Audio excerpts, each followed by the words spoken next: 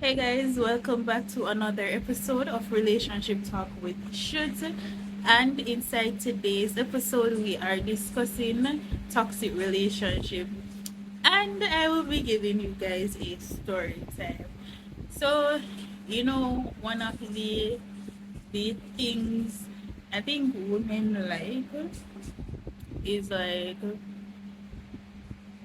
a man that takes control or does certain little stuff like you probably say to them say we left and then you'll hear them say me and I left me we can't left or your mind forever stuff like that even though we're not married or not like that.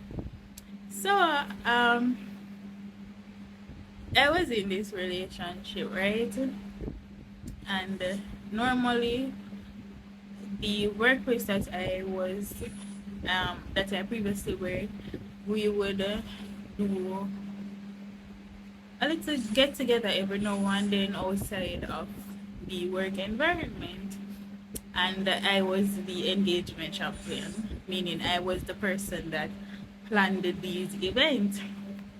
So of course, we had agreed that we were going to the movies because based on the location that we were at, it was my day off, or I think I was on leave, but I wanted to be considerate of the other persons, knowing that they had to leave work and stuff like that. So I wanted them to be able to not have to think about running home to get ready and stuff like that. They were comfortable just getting ready at work and leaving, and then can get to the location on time, save them the bus fare or gas or that kind of hassle. So we agreed to go to the movies, right? Um, I had told the person all of this in advance that, and plus they knew my co-workers, which is consist of me and a female. At the time, we had one male on the team, which he knew about. So it's a movie, it's no big deal, nothing like that. So went to the movies, right? And when I got there, the parking lot seemed a bit full. But then I realized the security called me, like he beckoned to me and he gave me a spot nearby to the gate. So I was like, alright. Lucky me, I got a parking. Went inside, um, met with the team, because at this point I'm leaving from home, so I wouldn't be picking up anybody. Everybody would have been at work. Yes, that's what I was trying to remember. So yeah, I got the parking, felt special and all, and then went inside to the lobby and I met the team. We were there. We got food, and then we went to the specific theater or cinema. We went to the specific room that the movie we were watching was showing, and we watched the movie. We had a good time. I think I like texted the person to let them know that hey, reach and stuff like that. Still not think anything, because in my head we are okay. The person is good. It's just my co-workers, and it's not like we are at a different location, like a party or something that involves us dialoguing with other persons. Nobody not going a movie, go sit down and meet nobody and talk and stuff like that. So now movie finish, and based on the arrangement I was carrying home one of my coworkers. So went inside the car, and at the time I think I was having some issue. I think I forgot to put water in the car, something like that. But I What was the issue? It was something with my windscreen windshield. That thing always mix them up, but it was something with that. And anyways, I left out of the parking lot, still not thinking anything, and I went where the other person, because it would have been two cars, my car and then my other co-worker, who was carrying home everybody else, because them know me not like driving. And the person that I was carrying was in the same vicinity, but they lived in the same vicinity that I lived in. So yes, I'm not good at storytelling, guys. Anyways, so I went where that co-worker parked, and I was telling them the issue that I was having, because it was night and I didn't want to be driving, and then because I wasn't seeing properly anything happened. So we stopped and we got that issue rectified, went on my merry way. I did not remember to text the person. So we leave and me drive and I go about my business. Then we say, oh geez, let me call the person, let them know that hey, I left already and I suffered. Only to find the person saying, you just left, you just left. Say no, like my leave probably about 5 minutes now or something like that. And one day is in the car, so I am laughing because like why would you be asking me that? But then I said my coworker and I is in the car, and I think I'm trying to remember if he knew the specific coworker because she was new to the team. I'm not sure if he knew her at that time or he probably saw her before, but they didn't have a conversation because she was pretty new and she did hardly talk. She wasn't the talkative type. But so he was like, who and you is in the car? So I told him like I'm carrying one of my coworkers, a female. So the person got upset. He was like, I saw you I saw you left a good while now and you're just calling me, and plus I see somebody go in the car. So I'm laughing because at the time she was wearing a pink top, and like based on the top it definitely had to be a female. So I'm saying, okay then. And they got upset. They got upset. And of course, we had a discussion about it. We didn't talk for some days. We had a discussion because I thought that was very uncomfortable. The fact that you turn up at the movie, and the parking was arranged by him because the security company that is assigned to that specific theater, he had friends there, and the parking that I got was arranged by him. So that came up in the conversation. He was like, "Oh, you think you got that parking? Okay, thanks for letting me know." So carried on the person, tried making contact with them. They were not having it. I said, "Fine." I left them alone. We didn't talk for some years, and then eventually they they apologized because of course, like, why would you turn up at the place and be watching me? I found that creepy at the time, but I didn't look into it, like, take it as serious as I should have. Fast forward,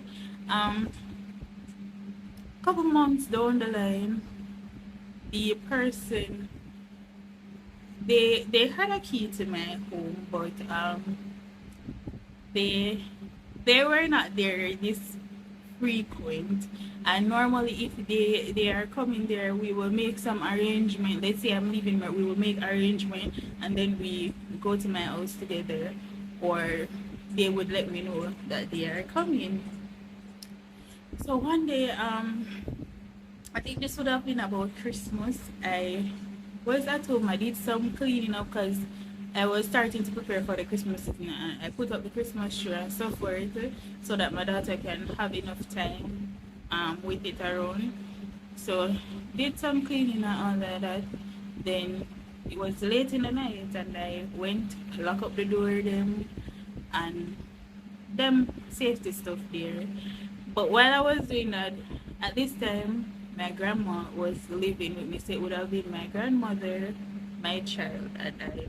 So lock up the door and say, alright then, my child is in bed, my grandma is asleep. So let's take a shower and just go to bed or just relax. Well, I'm in the shower, not even 2 minutes good. Me hear the gate and then the door locked. So I'm like, I just passed my grandmother and she was asleep. Like, why would she be coming back through the door? And I know that it's not going outside because she not have no reason to go outside. It's late. And if she go outside, I know she not gonna go far, so she's not going to lock that door. She probably push it up, but she's not going to lock it. So I'm saying, alright then. Only one person could have pulled the grill and then I come in at the house. And that's that person, but they did not tell me that they were coming. So now, hurry up now, hurry up because it's night and we need to confirm that is this person actually coming at the house. So hurry up and babe. Proper bed home, I did a plan for get ruined and then went out. I realized they were sitting in the room. So okay then. Hi. They were like, you don't look happy to see me. I'm like, yeah, I'm okay. Because like I found it strange, like at this time of the night, yes, based on your job, you probably left work late and you probably wanted to surprise me. But I still found it weird that you were just popping up like this. But still, never take no no time. Cause in my head, alright, then it want to surprise me. Till a third time, I went out again with my co-workers. At this time, we were not on any good terms. I had requested my key from him. We had a whole argument because when I asked for the key, I locked myself out of the house and I wanted to borrow the key at that time so that I could go inside. And he wasn't having it. He asked me why I needed my own key, and we had a whole argument about it, but still let it slide because we did not fully confirm that hey, the relationship is over. So I let it slide. I figured my way how to go inside the house and moved on from that. They still didn't carry my key home. They still didn't call me to give me the key. Said, alright, then I left them alone. So went out again with my co-workers and this time I didn't tell him because we were not on good terms. I don't need to tell you where I'm going or what I'm doing. You're living your life, I'm living my life. So went out and while I was coming back, I dropped home the same coworker again because, as I said, she lives in the same vicinity. And then that would have caused me to reach home a bit later than the time that I would have left the venue that we went to. So while I was on my way home, I was on a call, and the call lasted up until I reached my gate. When I reached my gate, normally my daughter would look out for me until I'm home at night. So once she hear the car pull up, she'll open the door and children be excited until reverse in the car and park it um where it's supposed to park. So now when she opened the door, I heard her. I went down my window because I realized she opened the door. And she was like, Mommy, Uncle is here. What? Why? So I ended the call. I ended the call and told person I would have called them back or I gave them some story. I told them bye. So ended the call, parked the car. When I went in, he was there seated in the same chair and position again. So I was like, all right then. His question to me was who I was on the phone with. So I realized, hey, this person was outside watching me, and the only place for them to be watching me would have been on the balcony outside. So at this point, now I started um, looking into things and taking things into consideration and so forth. The the after that incident, I every time that I went home, I would look upstairs. The first thing when I pull up, I would be looking upstairs, looking all over the place, like thinking that this person is there watching me until eventually we put the relationship to an end and call it quits. But then during the process, I didn't tell anybody about all these things that was happening. It was after, because that's how I am.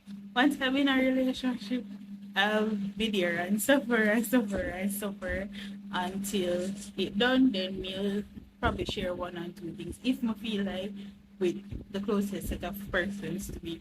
So told my friend about it, and I told a family member of his about it, and they were like, because they had come and they checked on me, and they always follow up with my doctor, and they were like, "Girl, you're crazy! Like, how can you be doing that, or how could you have been tolerating that on so much occasion, especially knowing that you have a daughter and all of that?"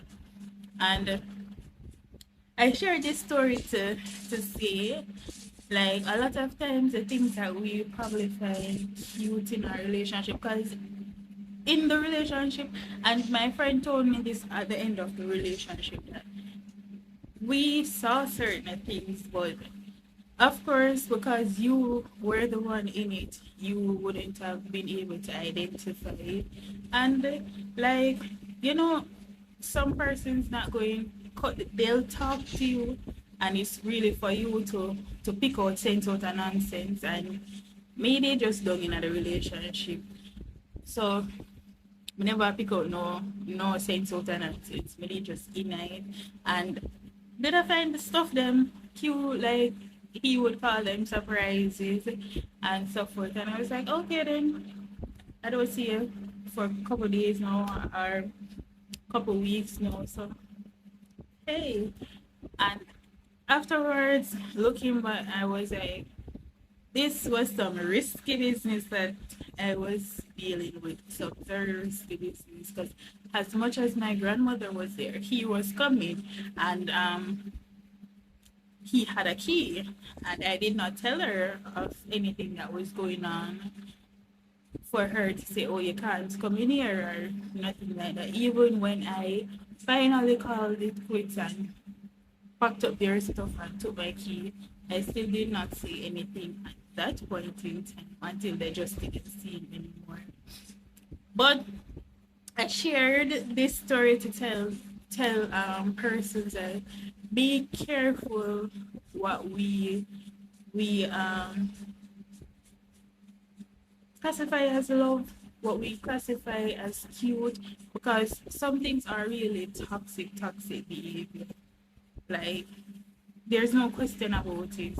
We probably find it, say, oh, he's carrying up for me, he's caring and supportive and stuff like that. But some things are stalk, stalking behaviors, some things are questionable behaviors, some things are just wrong. Them just wrong, and it's not love. There is a oh, no, no, sorry, I got dry for the Bible. There is a Bible verse that says love is caring, love is kind, love is patient. So love shouldn't be something that you are that puts your life at risk. And this is how I looked at it afterwards. It shouldn't be something that puts your life at risk. It shouldn't be something that makes you puts you in a position to always step out of your character. It shouldn't be something. Yes, we know that there are up and down in a relationship, but it shouldn't be something that makes you unhappy, makes you question who you are as an individual, or feel like you don't value yourself, stuff like that.